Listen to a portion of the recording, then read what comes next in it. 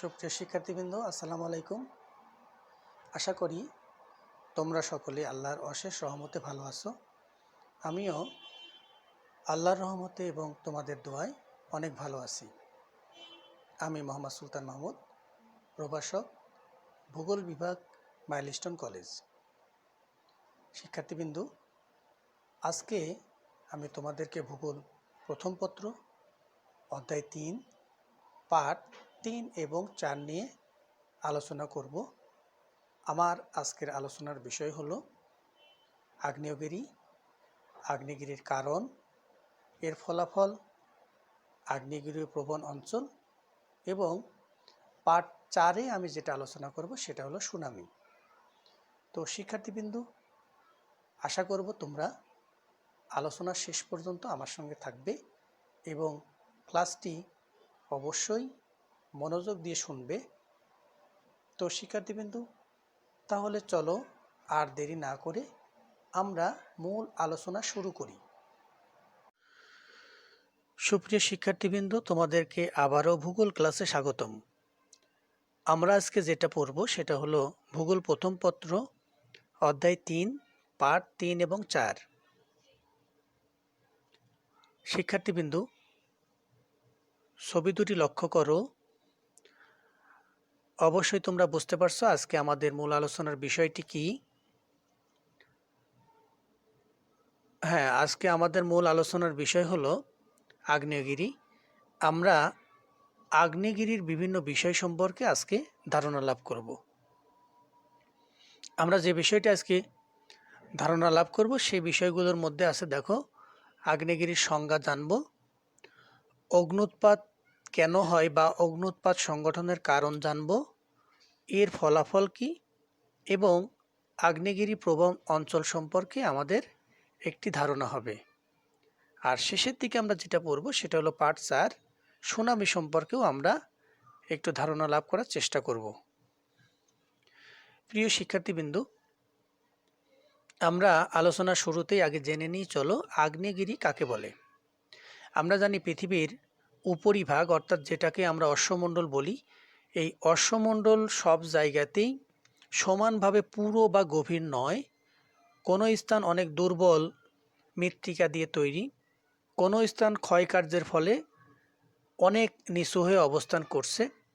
এই জন্য বিভিন্ন প্রাকৃতিক কারণে এই দুর্বল স্থানসমূহগুলো ফেটে যেতে পারে, আর ওই ফাটল দিয়েই ভূগর্ভস্থ বিভিন্ন পদার্থসমূহ বিভিন্ন সময়ে নির্গমন হতে দেখি।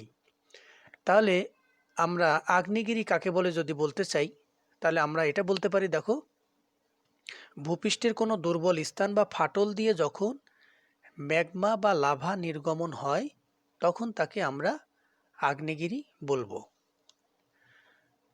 এখন আগ্নেয়গিরির বিষয়ের সঙ্গে কয়েকটি বিষয় আমাদেরকে মনে রাখতে হবে, যেমন জ্বালামুখ কাকে বলে, অগ্ন্যুৎপাত বিষয়টি কি, বা ম্যাগমা চেম্বার বলতে কি বোঝায়। শিক্ষার্থীবৃন্দ, অবশ্যই বিষয়গুলো আমাদেরকে মনে রাখতে হবে, কারণ বিষয়গুলো জ্ঞানমূলক প্রশ্নে অনেক সময় আসে। তাহলে জ্বালামুখ দেখো, বলছে যে আগ্নেয়গিরির যে ছিদ্র দিয়ে আগ্নেয় পদার্থ বের হয় তাকে জ্বালামুখ বলে, অর্থাৎ যে ছিদ্র দিয়ে বের হয় সেই মুখটাকে আমরা বলবো জ্বালামুখ। আর নির্গত যে পদার্থগুলো বের হয় সেই পদার্থগুলোকে বলে লাভা। আর লাভার ঊর্ধ্বে উৎক্ষিপ্ত হওয়ার প্রক্রিয়াকেই আমরা বলবো অগ্ন্যুৎপাত।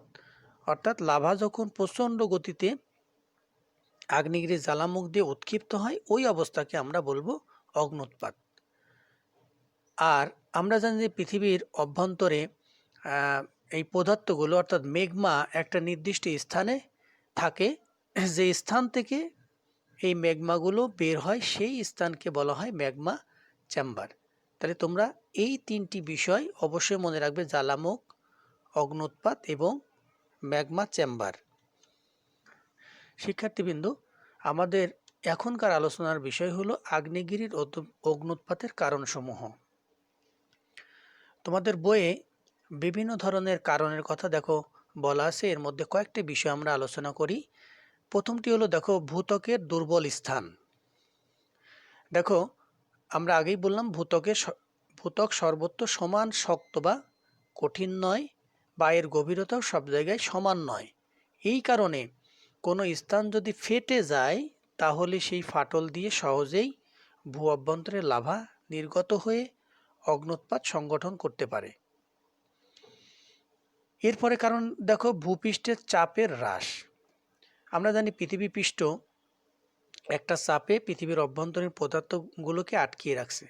এই ক্ষেত্রে যদি আমরা দেখি বিভিন্ন প্রাকৃতিক কারণ, যেমন নদী হতে পারে, হিমবাহ হতে পারে, বৃষ্টিপাত হতে পারে, বায়ুপ্রবাহ হতে পারে, এরকম বিভিন্ন প্রাকৃতিক কারণে ভূপৃষ্ঠের উপরিভাগ যখন ক্ষয় হয়ে যাবে তখনই আমরা দেখব যে পৃথিবীর উপরিভাগের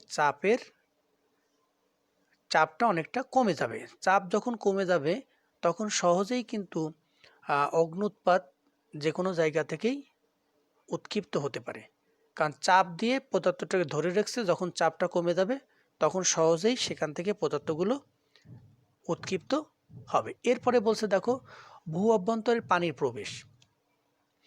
আমরা জানি যে পৃথিবীর যে দুর্বল স্থানগুলো আছে এইটা যদি এমন হয় যে কোনো ফাটল দিয়ে পৃথিবীর এই অভ্যন্তর দিকে পৃথিবী পৃষ্ঠের পানির প্রবেশ ঘটে, তাহলে আমরা জানি এটা যত নিচে যাবে ততই এটা তাপমাত্রা বাড়তে থাকবে এবং একসময় প্রচণ্ড উত্তাপে জলীয় বাষ্পে পরিণত হবে। আর এই জলীয় বাষ্প তখন আবার ভূপৃষ্ঠে প্রচণ্ড চাপ সৃষ্টি করে অগ্ন্যুৎপাত সৃষ্টি করতে পারে। এরপরের প্রক্রিয়াটার নাম দেখো রাসায়নিক প্রক্রিয়া।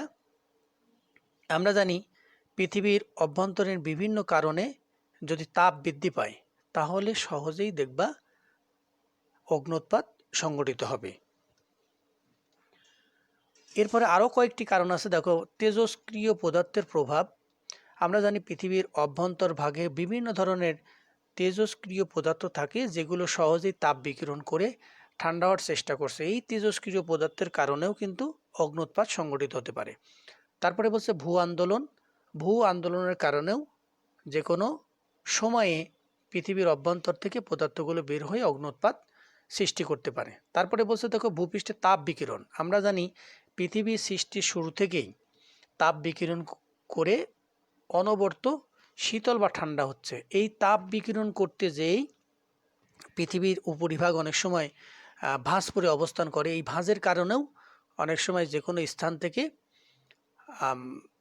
আগ্নেয়গিরির অগ্ন্যুৎপাত হতে পারে। তাহলে এই 7টি কারণ বা 8টি কারণে আমরা সাধারণত দেখি আগ্নেয়গিরির অগ্ন্যুৎপাত সংঘটিত হয়। শিক্ষার্থীবৃন্দু, এখন আমাদের আলোচনার বিষয় হলো দেখো অগ্ন্যুৎপাতের ফলাফল, অর্থাৎ আগ্নেয়গিরির যে অগ্ন্যুৎপাত হচ্ছে এটার কি ফলাফল আছে। দেখো প্রথমটা বলছে আগ্নেয় মালভূমি, তার মানে আগ্নেয়গিরি থেকে যে লাভা বের হয় সেই লাভা অনেক সময় সঞ্চয়নের ফলে, মানে লাভা আগ্নেয়গিরির আশেপাশের অঞ্চলে সঞ্চিত হয়ে এমন হতে পারে সেটা মালভূমির আকার ধারণ করতে পারে। অর্থাৎ আগ্নেয়গিরি থেকে উৎক্ষিপ্ত লাভার সঞ্চয়ের মাধ্যমে আগ্নেয় মালভূমি তৈরি হয়। যেমন দক্ষিণ ভারতের দাক্ষিণাত্যের মালভূমি বা এই অঞ্চলটি অগ্ন্যুৎপাতের কারণেই সংগঠিত হয়েছে। এরপরে বলছে আগ্নেয় দ্বীপ। দেখো শিক্ষার্থীবৃন্দু, আগ্নেয়গিরির লাভার কারণে অনেক সময় সঞ্চিত লাভা দীর্ঘদিন সঞ্চিত হয়ে অনেক সময় আগ্নেয় দ্বীপও তৈরি হয়। যেমন হাওয়াই দ্বীপ, ইন্দোনেশিয়ার পাশে অবস্থিত হাওয়াই দ্বীপ। এই হাওয়াই দ্বীপটি সম্পূর্ণভাবে আগ্নেয়গিরির অগ্ন্যুৎপাতের ফলে সৃষ্টি হয়েছে। এরপরে বলছে আগ্নেয় গহ্বর। দেখো আগ্নেয়গিরির ফলে কোনো অংশ যদি ধসে যায় তাহলে অনেক সময় বিরাট আকৃতির গহ্বর বা গর্ত তৈরি করতে পারে। আমরা জানি যে ইন্দোনেশিয়া বা জাভা দ্বীপের পাশে একটি বড় ধরনের গর্ত তৈরি হয়েছে, সেটা আগ্নেয়গিরির অগ্ন্যুৎপাতের কারণে। শিক্ষার্থীবৃন্দু দেখো আগ্নেয়গিরির অগ্ন্যুৎপাতের ফলে আগ্নেয় হ্রদ পর্যন্ত তৈরি হতে পারে। আগ্নেয় হ্রদ এটা কীভাবে হয় দেখো, যখন আগ্নেয়গিরি থেকে আগ্নেয়গিরি জ্বালামুখ থেকে যখন আর লাভা বের হয় না বা দীর্ঘদিন লাভা বন্ধ থাকে, অর্থাৎ আগ্নেয়গিরি মৃত অবস্থায় থাকলে পরে আগ্নেয়গিরির মুখের মানে জ্বালামুখে অনেক সময় বৃষ্টির পানি বা তুষার গলা পানি জমে সেখানে এক আগ্নেয় হ্রদ তৈরি করতে পারে। তাহলে আগ্নেয়গিরির ফলে আগ্নেয় হ্রদও তৈরি হতে পারে। এরপরে বলছে দেখো আগ্নেয় পর্বত। ভূপৃষ্ঠের যে লাভা সঞ্চয়ন আমরা দেখলাম যে মালভূমি, গহ্বর, হ্রদ এর পাশাপাশি এই লাভা দিয়ে অনেক সময় আগ্নেয় পর্বতও তৈরি হতে পারে। যেমন ইটালির ভিসুভিয়াস, তোমরা জানো এর বিখ্যাত একটি আগ্নেয়গিরির নাম ইটালির ভিসুভিয়াস। এই ইটালির ভিসুভিয়াস একটি একদিকে যেমন এটি একটি আগ্নেয়গিরি, তেমনি এটি আগ্নেয় পর্বতও বটে। তার মানে আগ্নেয়গিরির পদার্থ দ্বারা আগ্নেয় পর্বতও তৈরি হতে পারে। তারপরে বলছে আগ্নেয় সমভূমি। অন্যান্য বিষয়ের মতো দেখো পর্বত, হ্রদ, গহ্বর যাই বলো, আগ্নেয় সমভূমি কিন্তু তৈরি হতে পারে। অর্থাৎ লাভা সঞ্চয়ের ফলে যদি এরকম হয় যে অনেক দূর দূরান্ত পর্যন্ত লাভা ছড়িয়ে গিয়ে সমতল ভূমির মতো অবস্থান করছে, তখন এই অবস্থাকে আমরা বলতে পারি আগ্নেয় সমভূমি। তার মানে আগ্নেয় সমভূমি লাভা প্রবাহের কারণে সংগঠিত হতে পারে। শিক্ষার্থীবৃন্দু, এখন আমরা যেটা পড়বো সেটা হলো দেখো আগ্নেয়গিরির কুফল। আগ্নেয়গিরির লাভার নিচে পড়ে আমরা জানি যে আগ্নেয়গিরির যে লাভা এটা প্রচণ্ড গরম, বা গরম বলতে কি এটা মানে আগুনের চেয়েও অনেক বেশি তাপমাত্রাপূর্ণ। এই জন্য বলছে যে আগ্নেয়গিরির লাভার নিচে পড়ে অনেক সময় আমরা দেখি শহর, বন্দর, নগর, শস্য ক্ষেত বলো, বাড়িঘর, ঘরবাড়ি সব কিছুই ধ্বংসস্তূপে পরিণত হয়। একটা উদাহরণ দিয়ে আমরা দেখো 1879 সালে ইটালির ভিসুভিয়াস, যেটা আমরা কেবলমাত্র দেখলাম, ইটালির ভিসুভিয়াস আগ্নেয়গিরির লাভার প্রবাহে দুটি শহর, একটা নাম হলো হারকিউলিয়াম ও পম্পেই, এই দুইটি নগরী সম্পূর্ণরূপে ধ্বংসস্তূপে পরিণত হয়েছে। তাহলে আগ্নেয়গিরি এটি একটি কুফল। তবে আগ্নেয়গিরির কিছু সুফলও আছে, যেমন এর মধ্যে বলছে যে লাভা মৃত্তিকায় তুলা উৎপাদন ভালো হয়। অর্থাৎ আগ্নেয়গিরি থেকে যে লাভা বের হয় সেটা দীর্ঘদিন যদি ঠান্ডা হয় বা যে মৃত্তিকা তৈরি করবে সেই মৃত্তিকায় তুলা উৎপাদন অনেক ভালো হয়। অনেক ক্ষেত্রে আমরা দেখি বহু নিচের অনেক খনিজ পদার্থও আগ্নেয়গিরির জ্বালামুখ দিয়ে বাইরে নিক্ষিপ্ত হয়। আবার এর ফলে আমরা দেখলাম বিভিন্ন ধরনের নতুন ভূমি তৈরি করে, যেটা মানুষের অনেক ক্ষেত্রে উপকারও করে থাকে। শিক্ষার্থীবৃন্দু, আমরা এখন আরেকটি বিষয় পড়ব, সেটা হলো আগ্নেয়গিরি প্রবণ অঞ্চল। তোমাদের বইয়ে দেখো আছে যে আগ্নেয়গিরি প্রবণ অঞ্চলকে 4টি প্রধান অংশে বিভক্ত করা হয়। ম্যাকডোনাল্ড নামে একজন গবেষক তিনি পৃথিবীতে মোট 516টি প্রধান আগ্নেয়গিরির কথা উল্লেখ করেছেন। তার মতে এর মধ্যে এই 516টির মধ্যে 115টি আছে জীবন্ত, যেগুলো সবসময় উদ্গীরণ হয়। 401টি আছে মৃত এবং সুপ্ত আগ্নেয়গিরি। সব মিলে তার ধারণা 516টি আগ্নেয়গিরি পৃথিবীতে অবস্থান করছে। আর এসব আগ্নেয়গিরি অঞ্চলগুলোকে 4টি প্রধান অংশে বিভক্ত করা যায়। এই অঞ্চলগুলোকে আমরা এইভাবে উল্লেখ করতে পারি। দেখো, পশ্চিম প্রশান্ত মহাসাগরীয় বলয়, তারপরে 2 নম্বর দক্ষিণ ও দক্ষিণ আমেরিকা বলয়, 3 নম্বর বলছে মধ্য আটলান্টিক বলয়, আর 4 নম্বর হলো আফ্রিকা বলয়। এই 4টি প্রধান আগ্নেয়গিরি প্রবণ অঞ্চলগুলো রয়েছে। অর্থাৎ এই অঞ্চলগুলোই মূলত আগ্নেয়গিরি প্রবণ অঞ্চল। শিক্ষার্থীবৃন্দু, একটা ম্যাপ এখানে আমি দিয়েছি, দেখো ম্যাপটা লেখা আছে, দেখো রিং অফ ফায়ার। আর তোমরা তো বুঝতে পারছো উত্তর আমেরিকা, দক্ষিণ আমেরিকা, এটা এশিয়া, অস্ট্রেলিয়া, এর মাঝে যে মহাসাগর এটাকে বলে প্রশান্ত মহাসাগর। এই প্রশান্ত মহাসাগর খেয়াল করে দেখো, এই প্রশান্ত মহাসাগরকে ঘিরে অনেকগুলো আগ্নেয়গিরির অবস্থান। অনেকগুলো আগ্নেয়গিরি প্রশান্ত মহাসাগরকে চারদিকে ঘিরে রেখেছে। এই চারদিকে ঘিরে রাখা আগ্নেয়গিরিকে একত্রে বলা হয় রিং অফ ফায়ার বা আগ্নেয় মেখলা নামে পরিচিত। এটা অবশ্যই অনুধাবনের জন্য পড়বা। তার মানে প্রশান্ত মহাসাগরকে ঘিরে আগ্নেয় যে বলয়টি অবস্থিত, সেই বলয়কেই বলা হয় প্রশান্ত মহাসাগরীয় আগ্নেয় মেখলা।